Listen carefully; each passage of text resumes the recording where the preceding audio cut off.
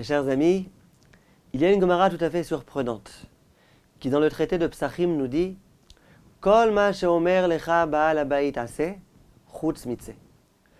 Tout ce que le maître de maison te demande d'accomplir, il faut que tu l'accomplisses. Mais il y a une exception à la règle. Cette exception, c'est tse. S'il te dit au revoir, va-t'en, ça y est, t'es resté ici suffisamment de temps, tu ne dois pas l'écouter. Alors bien évidemment, c'est surprenant. La Torah qui nous demande toujours d'être tellement poli, tellement loyal à l'égard des personnes qui nous ont invités. J'ai été invité chez quelqu'un. Il a eu la gentillesse de m'accueillir, d'être hospitalier. Il m'a préparé de la nourriture. Il m'a donné un endroit pour dormir. Et puis à un moment donné, au bout de quelques jours, il me dit, s'il te plaît, maintenant, je te demande de t'en aller. Dit la Gemara, ne l'écoute pas. Tu dois lui dire, je ne m'en irai pas. Ça veut dire quoi? Quel est le sens de cette halakha-là? Alors bien évidemment, tous les commentateurs se sont interrogés et chacun, à son tour, a donné une explication. Il y a des explications très belles, il y a des explications qui, au contraire, viennent montrer combien la Gemara souhaitait qu'on soit loyal et qu'on soit poli à l'égard de ceux qui nous ont invités. Le Maharsha, par exemple, l'explication qu'il donne, il dit « Lorsque je me trouve chez quelqu'un, il ne faut pas que je me serve de moi-même. Il faut attendre qu'on me donne la permission. » Et c'est de cette façon-là qu'il explique la Gemara. Il dit « Kol ma sheomer lecha ba'al habayit aseh » Ne fais que les choses que le Baal Habayit t'a demandé de faire. Ne te sers pas si le Baal Habayit ne t'a pas invité à te servir.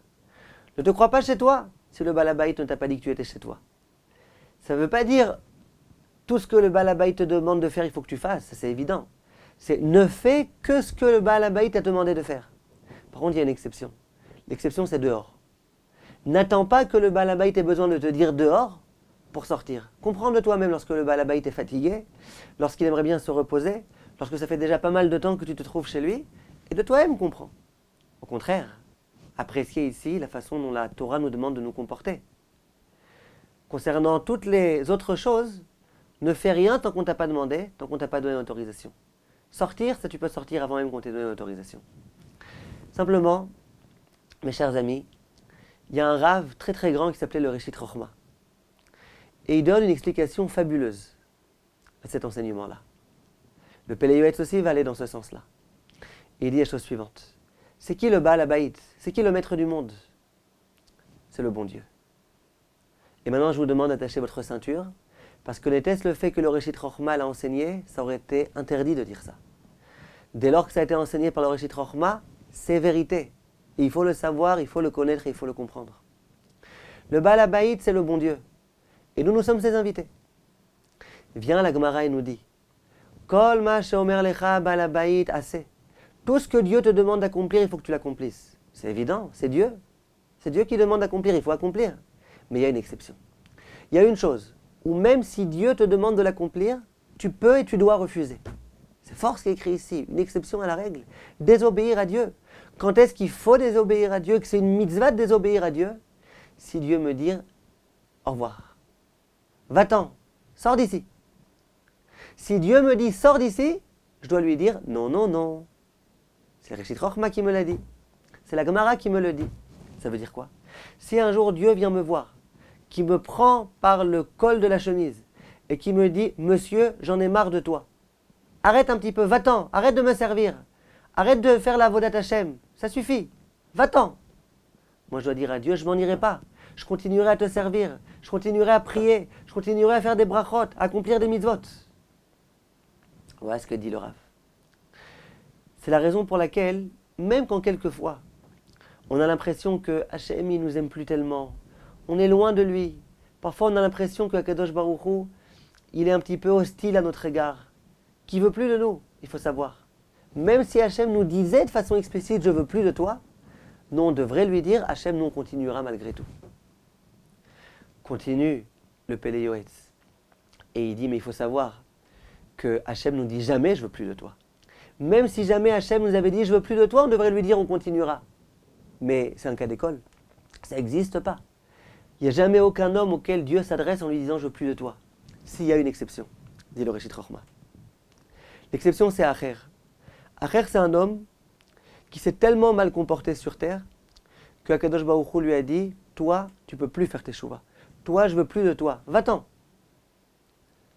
ainsi qu'il était écrit, Shuvu banim shovavim, tous les juifs, même ceux qui sont le plus perdus, ils ont le droit, ils pourront revenir et faire teshuva. Chutz me acher, à l'exception d'un homme qui s'appelle Acher. Acher, il s'est tellement mal comporté, il s'est tellement fourvoyé, que Dieu a dit, toi Acher, tu n'auras pas le droit de faire teshuva. Dit le Reshit Chochma. Et malgré tout, ce que Acher devait faire, c'est forcer la porte. Dire à Hachem, tu m'as dit que je ne ferai pas teshuva, je ferai quand même teshuva. Parce que tout ce que le Balabaït nous demande de faire, on doit l'accomplir, sauf si le Balabaït nous dit, je veux plus de ta teshuva. Nous, on doit dire, je ferai teshuva. Or, s'il en est ainsi, pourquoi Dieu a dit à Acher, toi tu ne pourras pas faire teshuva? Si Acher, de toutes les façons, bien qu'Hachem lui interdit de faire teshuva, il doit faire teshuva. Alors pourquoi Hachem a eu besoin de lui dire, ne fais pas teshuva? Réponse, écoutez la beauté de la réponse. C'est justement, cet homme s'était tellement fourvoyé que la seule possibilité pour que cette teshuva soit acceptée, c'est une teshuva pour laquelle l'homme allait devoir prouver combien il souhaite l'accomplir. Ça devait passer par l'interdiction d'Hachem.